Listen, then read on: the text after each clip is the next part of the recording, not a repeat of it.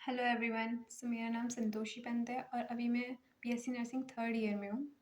Basically मैंने third year के exams दे चुके हैं, तो अब मैं फोर्थ ईयर में हूँ कह सकते हैं। अभी मतलब मैंने स्टार्ट नहीं किया है और मैं अपनी आगे आने वाली वीडियोस में कंटिन्यूअसली फोर्थ ईयर को डालूँगी, उसका सारा सिलेबस कवर करने की कोशिश करूँगी। ठीक है, थर्ड ईयर की मैंने साइकेट्री की काफ़ी मतलब सिलेबस कवर किया था। तो मेन आज हम क्या बात करने वाले हैं कि जो हमारे बीएससी नर्सिंग के यूनिवर्सिटी एग्ज़ाम्स होते हैं उनमें हम अच्छे मार्क्स कैसे ला सकते हैं। ठीक है, तो सीधे हम पॉइंट पे आते हैं।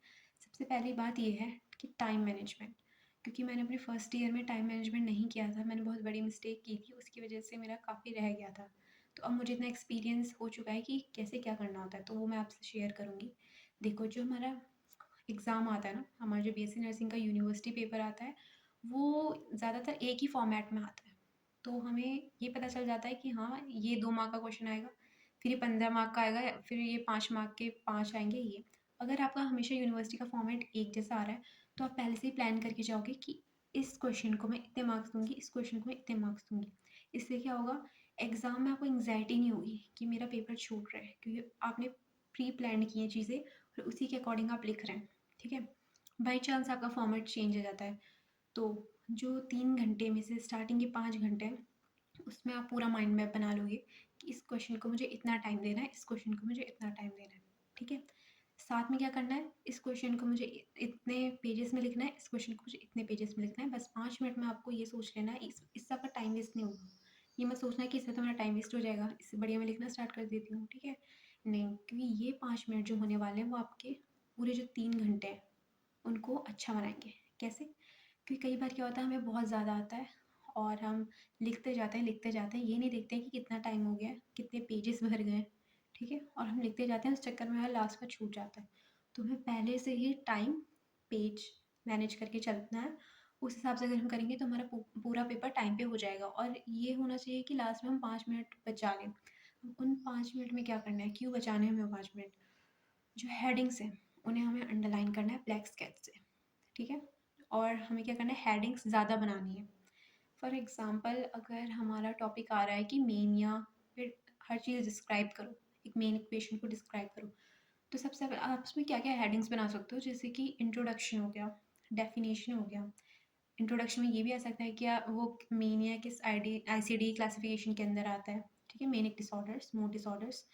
फिर आप डेफिनेशन बता सकते हो, फिर आप जो 4 ईज़ होते हैं वो बता सकते हो मेनिया के। देन आप etiology, clinical manifestations, diagnostic, evaluations, treatment, हर चीज़ बता सकते हो। मतलब कहने का मतलब ये है कि आपको बहुत सारी हेडिंग्स में करना है। इससे क्या होता है, जो एग्ज़ामिनर होता है उसको ये पता चलता है कि आपको कितनी नॉलेज है। ठीक है? अगर आप हेडिंग बनाओगे तो डेफ़िनेटली आपने क्यों लिखा है वो, क्योंकि आपको उसके अंदर की नॉलेज है। ठीक है? तो हमें हेडिंग्स बनानी है और उनको लास्ट के 5 मिनट है, अगर बचते हैं, वैसे तो बचाने ही है, ऐसा टाइम मैनेजमेंट करना है, उनको अंडरलाइन करना है ब्लैक स्केच से। ठीक है? अब अगली चीज़ ये क्या आती है, हमने ये बात कर ली कि टाइम आपको मैनेज करना है, आपको पेपर देखने हैं, आपको कितने लिखने हैं।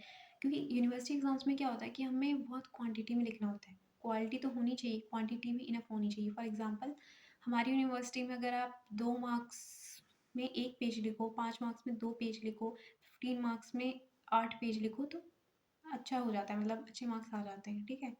तो फिर आपको ये मैनेज करते हुए चलना है। फिर ये बात आती है डायग्राम्स।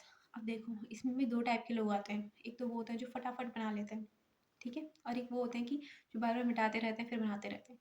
तो मैं ये बोलूँगी कि जो इधर वाले लोग हैं, ठीक है? जिनको बार-बार मिटाने की ज़रूरत पड़ती है, फिर बहुत ज़्यादा एफर्ट्स लगते हैं, तो वो क्या करें, या तो ना ही बनाएँ। क्योंकि अगर आप लिख सकते हो बढ़िया, तो जल्दी-जल्दी लिख लो। क्योंकि अगर आपने वहाँ पे टाइम लगा दिया और आप अच्छे से नहीं कर पाए टाइम पे, तो आपका पेपर छूट सकता है। तो या तो आप ये करो कि बनाओ ही मत, क्योंकि बेटर है कि आप तब तक शीट भर लो। नहीं तो आप पूरे साल डायग्राम्स की प्रैक्टिस करो, अगर आप अच्छा स्कोर करना चाहते हो। ठीक है? फिर आप जाके बनाओ। ठीक है? पूरा साल प्रैक्टिस करते रहो। और दूसरे जो लोग हैं जो फटाफट बना लेते हैं, उनके लिए बहुत बढ़िया है, अपनी ये स्किल को आप बहुत अच्छे से यूज़ कर सकते हो। क्योंकि जो डायग्राम्स होते हैं ना, वो भी ये बताते हैं कि जो हमारे लिखने वाला है उसको कितनी नॉलेज है, चीज़ के बारे में कितनी डीप नॉलेज है। ठीक है? और काफ़ी ज़्यादा रिप्रेजेंटेटिव बना देता है ये हमारे आंसर शीट को। डायग्राम लिखना मतलब बहुत की पॉइंट है।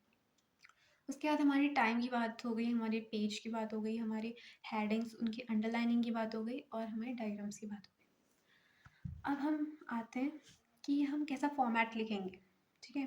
तो हेडिंग्स में तो हम लिखेंगे ही, साथ में अगर कुछ आपका ऐसा क्वेश्चन आता है कि डिस्क्राइब करो, तो आप क्या करोगे? हमेशा पॉइंट्स में लिखोगे, पॉइंट्स। हो सके तो एरोज़ बना दोगे, जितने फ्लो चार्ट्स हो सकते हैं, जितने ज़्यादा माइंड मैप्स हो सकते हैं, ठीक है? जितना आप चीज़ों को, जैसे हमारी बुक्स में दिया रहता है, अ, एक सर्कल होता है, उसका कुछ मिड जो हमारा की पॉइंट होता है वो होता है, फिर साइड साइड में उसकी ब्रांचेस होती हैं, ठीक है? कोई भी, जैसे अगर आपकी डिप्रेशन की ईटियोलॉजीज़ लिखने को आ गई, तो यहाँ पे आप सेरोटोनिन कम हो गया हमारा लिख सकते हैं, या फिर फैमिली की कुछ फॉल्टी फैमिली फैक्टर्स, ये सब लिख सकते हो। तो चीज़ें अट्रैक्टिव बनानी है, क्रिएटिव बनानी है, कहने का मतलब ये है, ठीक है? आप सर्कल्स का यूज़ कर सकते हो, ट्राइंगल्स का यूज़ सकते हो, क्लाउड्स का यूज़ कर सकते हो, एरोज़ का यूज़ कर सकते हो, मतलब माइंड मैप्स और जो हमारे फ्लो चार्ट्स होते हैं, इन चीज़ों में आपको ज़्यादा आंसर लिखना है। इसमें आपका भी फ़ायदा है, दोनों तरीके से आपका फ़ायदा है। एक तो जब हम पैरा लिखते हैं तो हमें काफ़ी ज़्यादा लिखना पड़ता है, लेकिन जब आप फ्लो चार्ट्स में लिखते हो तो आपका पेज कवर होने लग जाते हैं, ठीक है? और सामने वाले के लिए बहुत ज़्यादा, मतलब अटेंशन सीक करती हैं ये चीज़ें, तो फिर आपको अच्छे मार्क्स मिलेंगे। तो ये सब तो थी, हमें उस टाइम क्या करना है।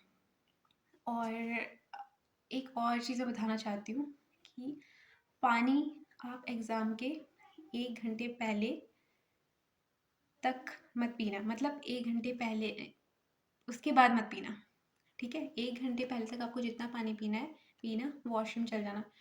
क्योंकि मैंने सेकंड ईयर में क्या किया था, मुझे ऐसा होता था कि मैं एग्ज़ाम में ले जाऊँगी और पानी पीऊँगी खूब और मेरे दिमाग में ऑक्सीजन जाएगी, तो मैं काफ़ी अच्छा लिखूँगी।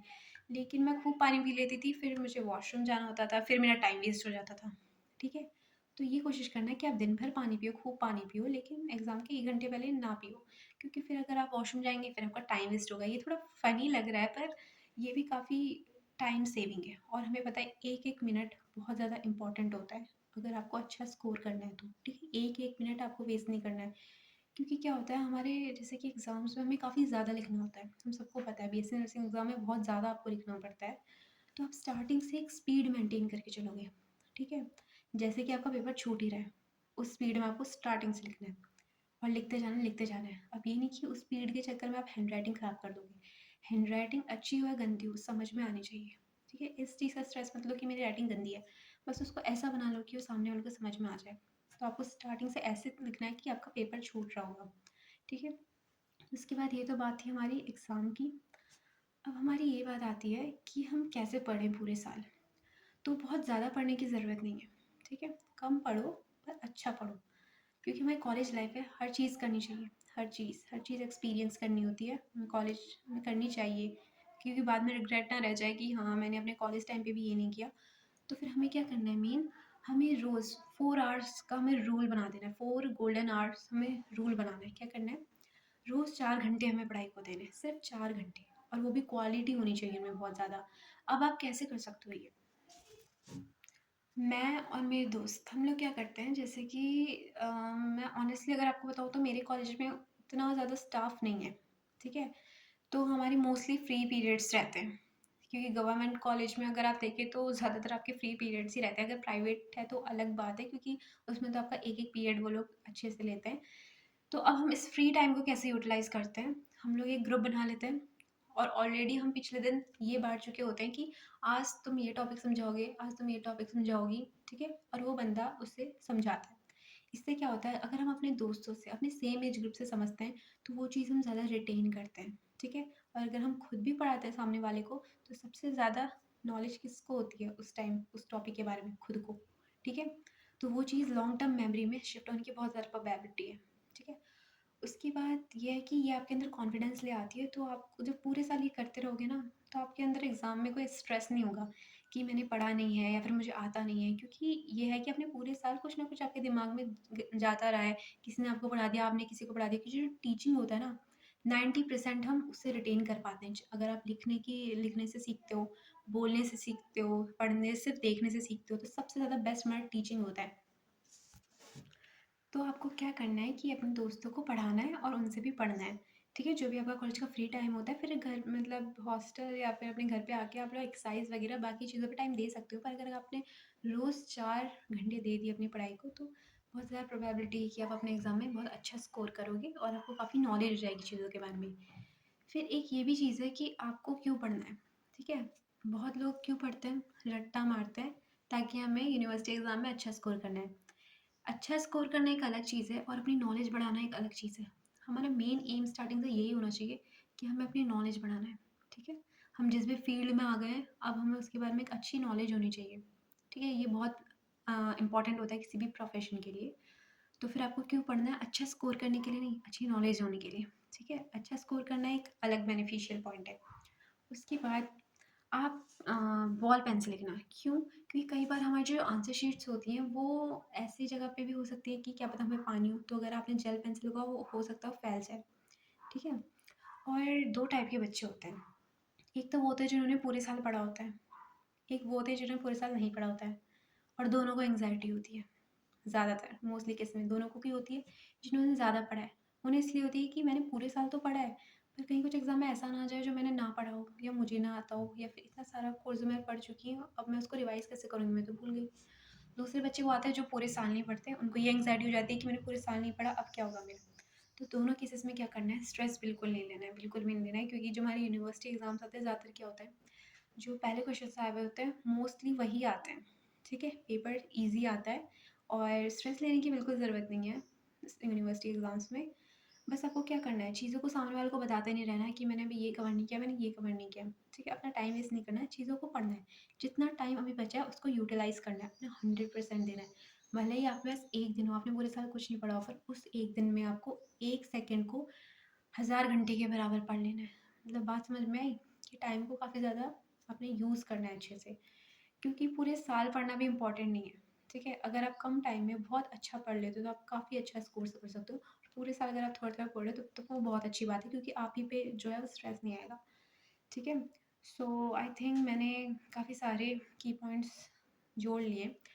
और एक बात और इम्पॉर्टेंट है कि कॉलेज लाइफ में हम लोग क्या करते हैं, बहुत ज़्यादा फ़ास्ट फूड खाते हैं, क्योंकि ये वो लोग समझ सकते हैं जो हॉस्टल वाले हैं, क्योंकि मेस में उतना अच्छा खाना नहीं बनता है घर के जैसा, तो फिर हम लोग क्या करते हैं फ़ास्ट फूड पे ज़्यादा शिफ्ट हो जाते हैं, ऑयली वगैरह सब ज़्यादा खाते हैं, फिर ज़्यादा लेथार्जिक भी फील करते हैं, तबीयत ख़राब ज़्यादा होती है। तो फिर आप ये भी रखें साथ साथ में कि आप हेल्दी खाना खाएं और एक्सरसाइज ज़्यादा करें और अपनी स्किल इम्प्रूवमेंट करें, ठीक है? इन सब से क्या होगा, अगर बॉडी हेल्दी रहेगी माइंड हेल्दी रहेगा, एग्ज़ाम्स में फिर आप लास्टली अच्छा स्कोर करोगे। So that's all for today, hope you like my video, okay bye.